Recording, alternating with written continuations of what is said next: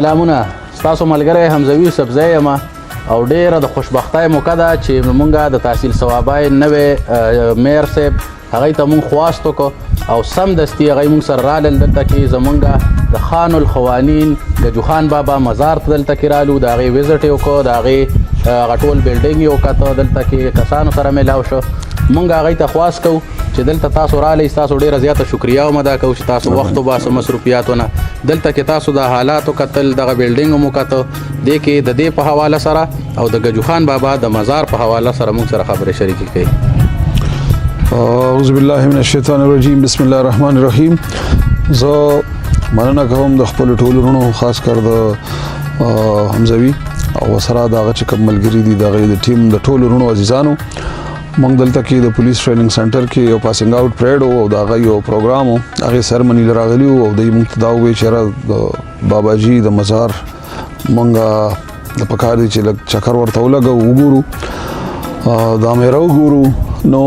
موږ خو رالو زه خو مخکې هم څو ځله راغلی یم ځکه دا زموږ مشر دی او دا زموږ چې کوم دی نو بنیاد دی چې د علاقې ته او د داسې مشرانو په وجه باندې الحمدلله د علاقې له الله پاک نوم او عزت ورکړي دي او مونږ به هم چې کوم دی نو کوشش کوو چې د دغې مشرانو پیروي وکړو او د دې علاقې په صحیح توګه باندې خدمت وشي. په دې مزار کې دا خو ډېر ښکلی کمپلیکس جوړ شوی دی هغه وخت سره خو دې کې اوس چې کوم دغه دي د مینټیننس ضرورت دی زه به خپلو مشرانو سره انشاءالله په دې باندې خبره کوم او دا معامله به انشاءالله اوچتوم او سر ته به رسو چې په دې کې کوم مینټیننس پکار دی چې هغه وشي. دلته کې موږ ته دا شکایت وشو چې یاره دې کې بعضې وخت کې د اغلا واقعات هم مخې ته راغلي دي چې خلکو ته دغه کړي دي زه به د دې چې کوم دلته کې څوک ډیوټي کوي هغوی ته مطالبه کوم او هغوی به دلته کې چې کوم نن یو خو به دا کوي چې ډیوټي به پراپر کوي د خپل د چا کم نظامي اوقات دی په هغې کې به خپل پراپر ډیوټي کوي هغوی له به زه راځم او زه به چې کوم نن دې سلسله کې دا چونکې د دې کیر ټیکینګ چې کوم دی هغه عبدالولي خان یونیورسټي مردان سره دی